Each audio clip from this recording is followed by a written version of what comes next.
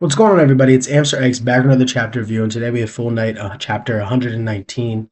And this is going to be a short review because this chapter was short. It was a little backstory about how Yomiko ended up getting into the Hourai family. But this chapter was a little all over the place, and I might need help people. I'd hope people, watch this review, give me a little discussion. I was a little confused because we don't really see her get adopted into the Hourai family unless there was something I missed, and we're going to go over it right now. So recall last chapter, Toshiro was like, yo, I want to help you. Let me in. Let me know what's going on. How did you get this medallion? Who's the Horizon? What's going on? Let us know. So now we're into a flashback, and we're learning about her time growing up. So we see Toshiro and Yomiko, she's playing games. And he basically says, like, hey, we're moving in about 2 months, and I'm sure it's about money. And if you recall back to the beginning of the series, he had to pay for his mom's rent and her medicine, and they never really had money, so that's a really good call back, to the beginning of the series.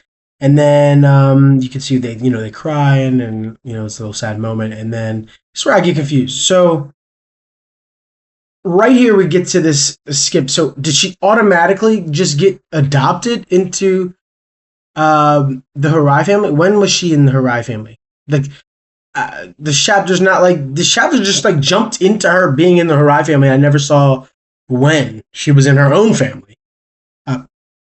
Somebody might have to fill me in. I'm so confused because on top of that, this person, I know they look a little different, but do you guys remember the central arc where this person looked exactly like that main guy? I don't remember their name. I honestly couldn't. But remember, he was going around killing everybody because he wanted to get to Antarctica. He was like, "No, I'm going to Antarctica." And then remember, he was like about to kill them, but they get a call from the head guy where he was like, "No, you guys can't kill him. Like, mission's off. We're not going to Antarctica. Like, it's over." This person looks exactly like them, but she's like, "Hey, mom." So that was just throwing me for a loop, and maybe they're not the same person, but we can see here that she's definitely adopted because so she asked for getting good grades, like I want to go to that dinner place and I want to get a new toy, because she heard her other classmates talking about these things, the toys and these restaurants, so she's like wants to be a part of it and wants to fit in, right, make some friends. She doesn't have Toshiro anymore. So he's like, because I'm telling you, it looks just like the guy. But we don't even know I swear we don't know what that person's name was or what gender they were, because we calling this person mom. That could have been, I'm telling you, it could be the same person. So they want to go to the restaurant, and then they're like, okay, let's go to the restaurant, and they actually don't get the toy, right? So and this is like something that we can see that.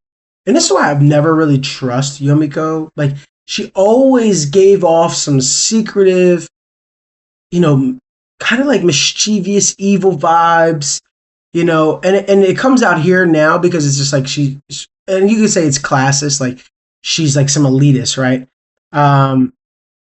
Basically the people are like, so she goes to this restaurant, and they're like, we didn't even ask. Like, who told you? Like, have some class. Like, we're poor. We can't afford that. And you're just like bragging to us about this. And then she's like, I'm Hourai. Like, so because I just had this last panel. There's not many panels to this chapter. So she goes and she's like, I'm Hourai. I'm better than these people. I shouldn't have to bow down to them.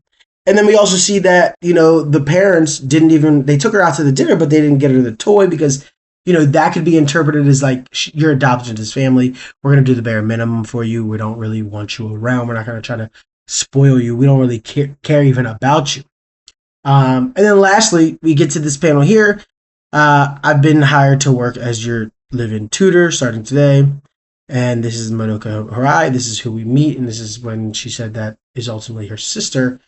So I'm a little confused on this panel. I mean, on this chapter, honestly, I don't know where the transition from her family into getting adopted into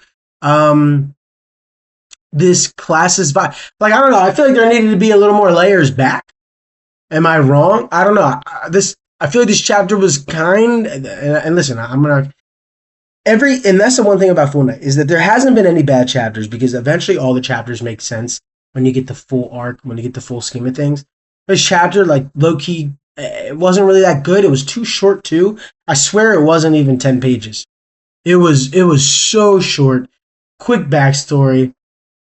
I needed a little more from like, okay, so why didn't we learn what family she was before? I know that she was not a, so she said that they were never a main branch. Or I can't remember actually. I think the Hourais are not a main branch of the family that goes to Antarctica. So, but what family was she in before? Where was her life before Toshiro? What was, I don't know. It just, to me, I just felt like there was a lot missing in this chapter. And I know a lot, and that's one thing that Foolnight does really well is that there isn't much dialogue sometimes. There's a lot of chapters where you're supposed to just understand, facial, facial movements and things like that. But this chapter threw me for a loop because I kind of wanted a little more. I was really amped up to learn about this backstory, and we get like 10 pages of just like kind of nothingness. And then knowing Foolnight, it's such an irregular drop. Like you go to Viz and it'll be like, oh, new chapter dropping in 3 days. It's like, wait, what? Out of nowhere. So let's just hope chapter 120 will be a little better, give us a little more info. Let me know what you guys think, and I really hope people watch these Foolnight reviews because there's nowhere to, get a discussion going on this series. I mean, the Reddit's empty. There's no place for dialogue, and I hope at least my channel could be a place for dialogue, and we can help, piece this story together so we can have some theories. What's lying in wait in Antarctica? Like, I wish we could have these discussions because we know the big party is being formed right now. The new party. Remember the GGG got disbanded. I think it was GGG or GGC, something like that. GCG, one of those. They got disbanded. Remember the guy died. So now they're trying to form a new party, which is what's his name? Shin's brother is forming that party. Akira's brother is forming that party, and we don't know where that's going to go because I'm still confused on why they can't just go to Antarctica. What is really stopping them, right? There's another layer, and this is why it's so good about Foolnight. There's another layer that we are all missing, and it's something very obvious, and we're missing it. Like, for example, Central's everywhere, right? They're at the Transflora, they're at the Botanical Garden. They are almost this omnipresent force everywhere. So they can't go to Antarctica. And if they do get, like, what would be there that would be so mind-blowing, right?